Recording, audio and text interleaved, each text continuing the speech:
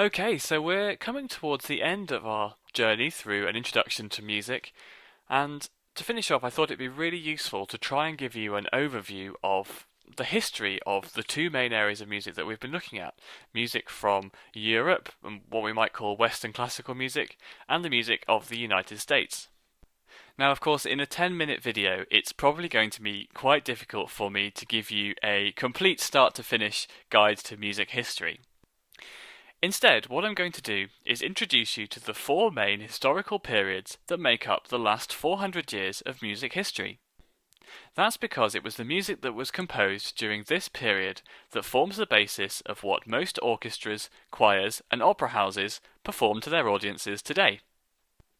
The four periods of music history that we're going to look at are as follows. Firstly, the Baroque period, which runs from about 1600 to 1760. Secondly, the Classical period, which runs from 1750 to around 1830. Thirdly, the Romantic era, which lasts from around 1815 to 1910. And lastly, the 20th century or modern period in music history, which runs from about 1900 to the present day. Now you'll notice that the dates that I've given for these music eras don't neatly line up side by side. They overlap a little bit because I wanted to show that music doesn't just happen in these convenient blocks, and that when one block is over, one era is finished, the next era conveniently starts, and people all over the world, or all over Europe in this case, start to compose music in a completely different way.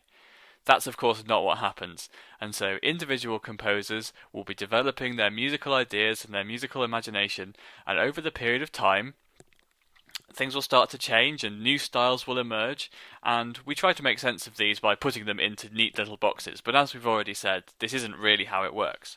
But it's really useful because these boxes will help us just imagine in our minds approximately what sort of music we could expect to hear during a particular era or period of history, and the sorts of composers that were perhaps the most famous or the most infamous of that time.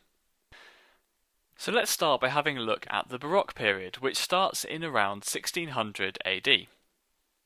It's really useful to ask the question, what kind of music was being written and performed at this time? Now, we've already learnt going further back into the past that music was quite an important part of religious activities in Europe. Gregorian chant, for example, was one of the first notated forms of music that we looked at, and also it was these composers that started to add harmony to make their music more interesting. By the time we get to 1600, religious music, music for the church, is still incredibly important. But also, during this period, other types of music that were designed to be listened to outside of the church, even for fun if you like, were becoming just as important as religious music. We've already come across some of the musical forms that begin to take shape during this period. For example, lots of composers are writing sonatas. Those are pieces of music for an individual instrument to play. Obviously, if you only need one or a small group of instruments to play these pieces, then it becomes really convenient to put these on at a moment's notice, to provide some entertainment or to provide the accompaniment to some dancing. We will also start to see concertos being written during this period. A concerto is a piece of music for a single soloist and an orchestra.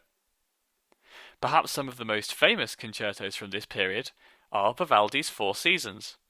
This set of concertos is written for solo violin and orchestra and tries to conjure up images of the four different seasons: spring, summer, autumn, and winter.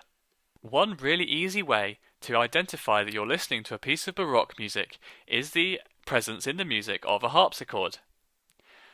During this time, the piano hadn't been invented, and so the harpsichord was the main keyboard instrument that composers were writing for. Even in large orchestral pieces, you can normally hear the harpsichord jangling away underneath. It was probably quite a fun job to play the harpsichord in an orchestra during the Baroque period. Because most of the time, composers weren't so picky about what music you were supposed to be playing. They didn't write down every single note that they were expecting you to play in the music. Instead, all they did was give you a simple chord scheme and expected you to improvise your way around it. Another good way to spot that you're listening to a piece of music from the Baroque period is the use of counterpoint. We've already seen an example of counterpoint when we looked at the round Frère Jacques. You'll remember that there were three parts to that music, each with its own independent melody. The melodies came together to form chords and add harmony to the music. So when we talk about counterpoint, this is exactly what we mean, where instead of writing a melody and then writing chords to sit underneath it, composers write independent melody lines for different instruments or voices, and then these combine to produce the harmony of the music. The absolute master of this technique was a composer called J.S. Bach. We can think of J.S. Bach as like the grandfather of Western classical music, because almost every single composer that worked after him was influenced by the music that he wrote. J.S. Bach worked as a church organist and wrote a huge amount of music for religious services. But also, he was a very prolific writer for the keyboard, and also wrote a large number of instrumental works too. J.S. Bach died in 1750, and we often say that this is around the point that the Baroque period comes to an end. Now, lots of times I've used the term classical to just refer to all of this historical European music. However, when we use classical with a big C, generally what we refer to is the period lasting from around 1750 to 1830. The time during which composers like Haydn, Mozart and Beethoven were writing their music. It's useful again at this point to ask the question, where were these composers working and where was their music being performed? During this period, most of the composers that we'll look at were employed by royal families or other important people to write music for their social gatherings and events. While composers still wrote music for the church or vocal music that was designed to be listened to outside of church like operas, most of the music composed during the classical period was instrumental. Writing for a solo instrument or a small group of instruments, composers began to use counterpoint far less than they previously did. In fact, you can normally tell that a piece comes from the classical period by the fact that it contains a single melody line accompanied by a set of chords. Mozart's piano sonatas are normally a really good example of this. Symphonies and concertos also become really popular for composers to write at this time. And also, many of these works are given shape by the use of sonata form, something we talked about in a previous video. The composer Ludwig van Beethoven is really important in the history of music, because it was this composer's works that attempted to challenge the ideas about musical form and style that we'd seen up to this point during the classical period. Lots of Beethoven's music attempts to break out of the simple forms and simple textures of melody plus chordal accompaniment that we've seen in much of the music that exists during this period. Up until this point, most instrumental music hadn't really been about anything particularly. It had just been written to sound nice.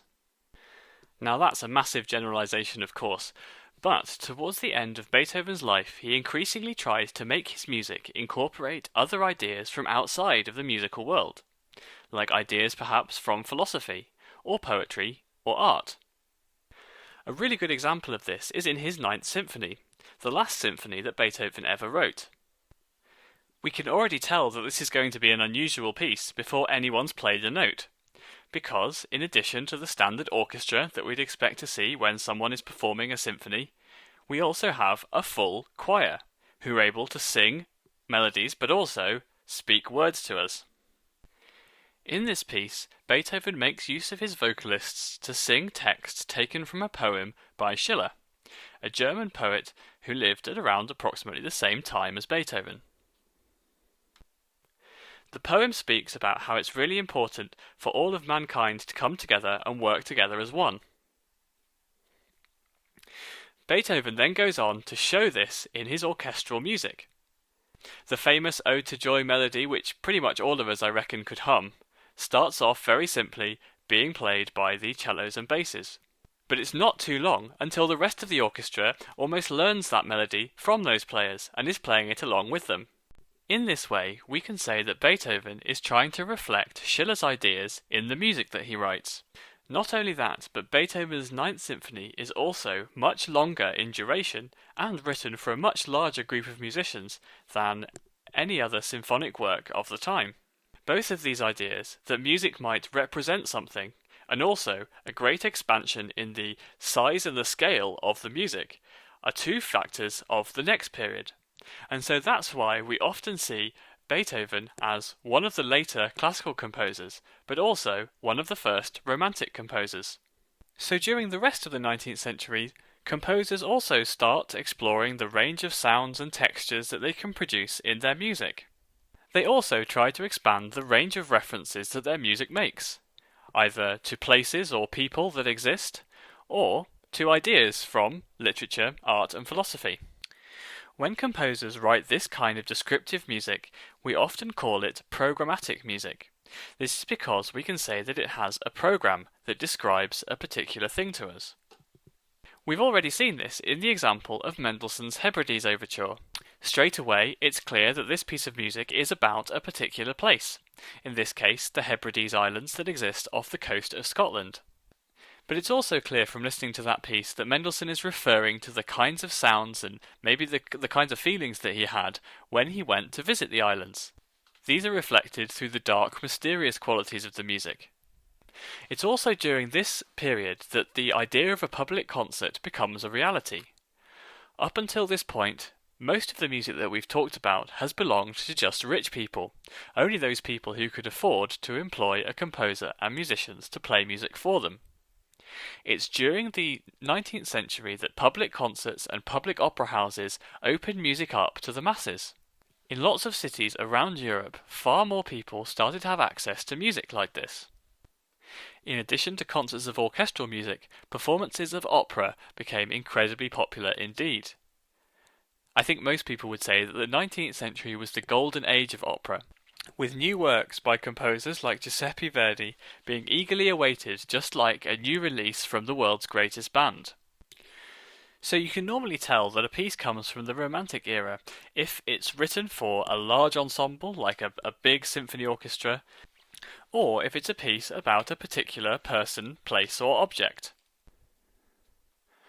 While a lot of the music that was written during the 19th century attempted to expand and develop the music that was written previously during earlier periods, towards the end of the 19th century and the beginning of the 20th century, composers started to experiment with new ways of organizing music. While there were some composers who continued to write symphonies and concertos in the 20th century, we generally see this period of exploration and experimentation as the modern era of music history, leaving behind a lot of the accepted forms, structures, and sounds of the past. This might involve devising new techniques or asking instrumentalists to play in unusual ways. A really good example of this is the music that Stravinsky wrote to the ballet The Rite of Spring. Here he asked the bassoonist to play so much higher than they've ever been asked before in any other piece of music. It creates a very unusual sound that I don't think anyone in the audience would have been expecting. Increasingly, composers also start to incorporate unusual sounds into their music by finding new ways of making sound. The composer Karlheinz Stockhausen, for example, started to introduce new emerging electronic instrument technology into his music. Other composers during this period choose to rely less on the set of scales and keys that have traditionally been used in Western music. Examples of this can be found in the music of Schoenberg, Webern, and Berg. We normally say that music that doesn't use the familiar set of chords and keys that we're used to is atonal, as in it doesn't have a particular key. Atonal music like this can often sound very unusual and sometimes unpleasant to us. It's true that when we listen to music from the 20th century, we don't always have the easiest ride. Some of this music can be really challenging, but sometimes it's worth the effort to get to know it a little bit better. Or sounds like it's using completely new ways to organise pitches. Chances are you're listening to a piece of music from the modern period of music history, which lasts from around 1900 to the present day. Now, while all of this experimentation was going on in classical music, advances in recording technology meant that new forms of popular song from the United States had the ability to become hugely popular around the world. And that's what we'll be looking at next.